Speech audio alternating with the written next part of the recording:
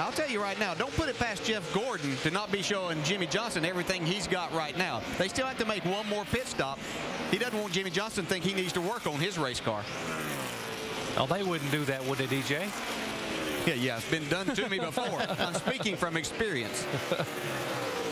Looks like Mark Martin's going to work on Kurt Busch right here. Another Hendrick car, a 5 of Mark Martin, and you heard what Kurt Busch had to say about what was going on with his car and how it was becoming a handful here in the final laps. Yeah, let's talk about a handful. Kurt Busch has got a handful of that too car. This race front's going to turn. Just one day, it'll turn. One day. Chris, we're going backwards. Mark Martin goes all the way downstairs and takes that spot away. Sounds like Kurt Busch is not happy with his car at this point.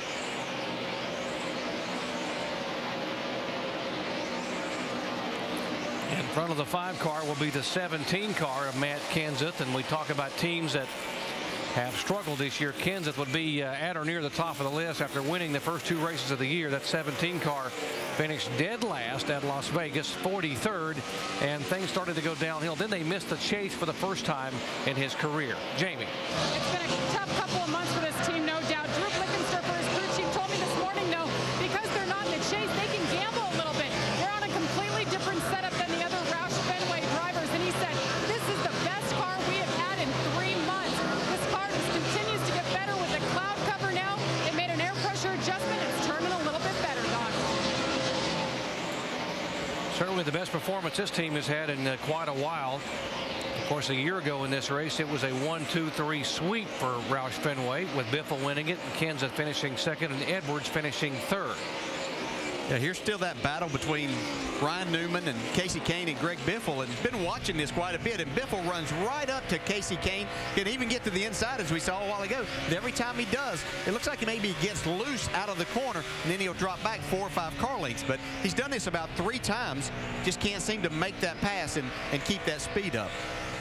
He has Casey Mears bearing down on him now, so he's going to have to deal with that in just a few laps. Casey Mears having a great run today. Well, they run over 300 laps, and they're still running almost 170 miles an hour going into the corner.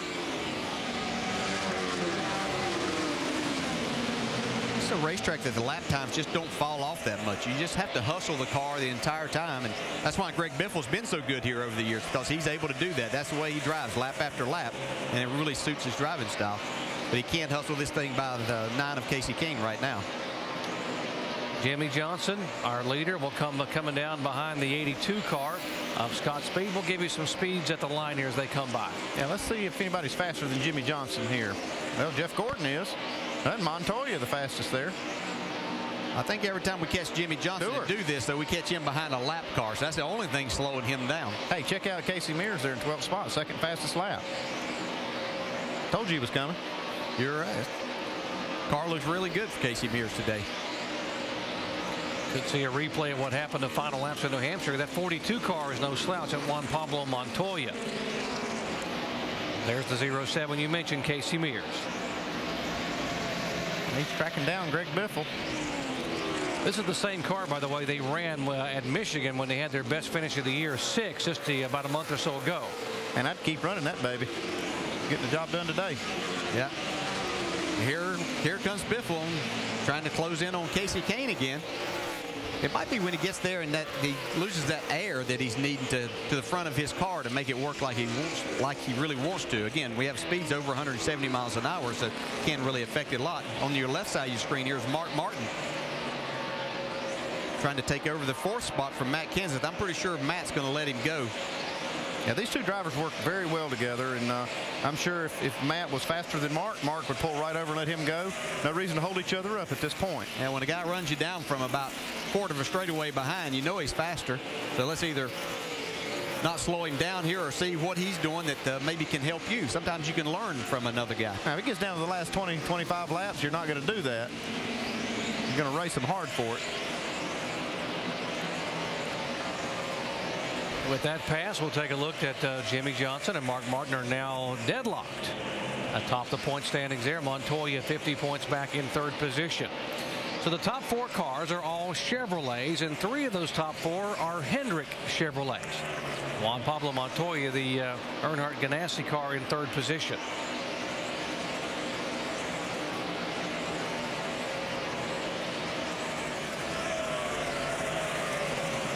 So Mark Martin trying to reel in the 42 car of Montoya, who's in 3rd position. Let's talk with the crew chief for the 42, Brian Patty.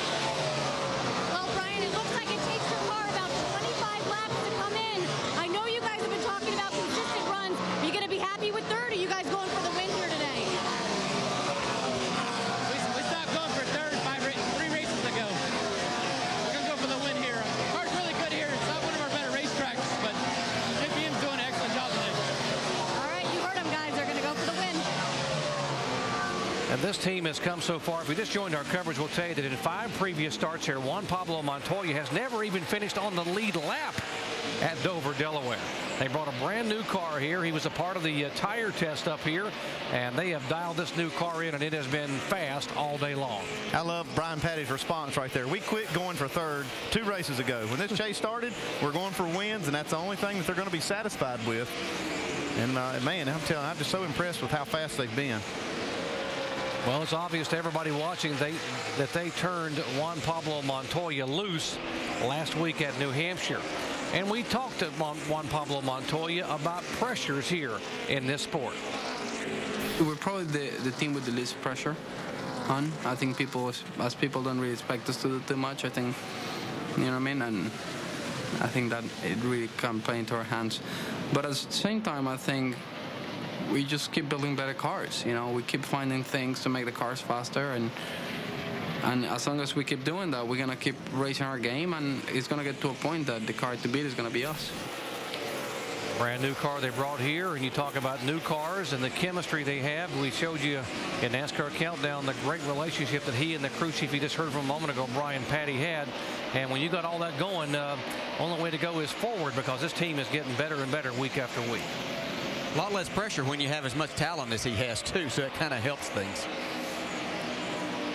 Starting to bunch up a little bit more here now. The 9 car moving in on the 39 car of Newman. That's for 9th position, and Biffle still hanging right there. Yeah, and this is kind of what we've seen from Ryan Newman as the laps have gone on throughout a run. His car seems to fall off a little bit. Now, Kasey Kahne's caught him and trying to make that pass. Wow, that 07 got big time loose off the corner.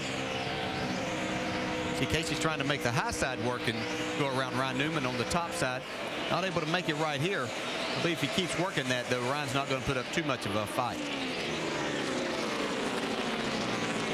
Uh-oh, Kasey got bottled up a little bit behind the lap car there. John Andretti car up high, so they're able to go down. He's still able to hold off the 16 of Biffle. And inching in closer behind this bunch is the 07 of Casey Mears. There's the 07 who's now moved in on him just about a 7 or 8 car lengths back. Well, he caught that group, and then it seemed like either he got loose or maybe, like you say, it seemed like it's an arrow thing. They've all gotten bunched up, and they can't pass each other. Man, I cannot believe this. There's Denny Hamlin going down another lap. 2 laps down now. Denny wasn't very happy in his comments on Friday about this tire that was brought here. I think what I took from his comments were they've worked really hard to make their cars turn with the less stagger, and this tire has more stagger than to help other teams maybe with that situation, and it wasn't a situation that Denny particularly liked the way that it felt with him, and obviously is showing up here today. Again, his only DNF of the year came at this track back in May, and the last 4 times he has come here, he has finished 36th or worse. So, quite honestly, a top 20 finish might be a good one to walk away with after his history here in the recent years. Still not going to be good for his championship drive here with just 10 races in the chase. You can't afford really to have a bad race. Hamlin now being shown 2 laps down in the 20th position. There's Jeff Gordon in 2nd spot, and he is a little over 2 seconds behind his teammate Jimmy Johnson.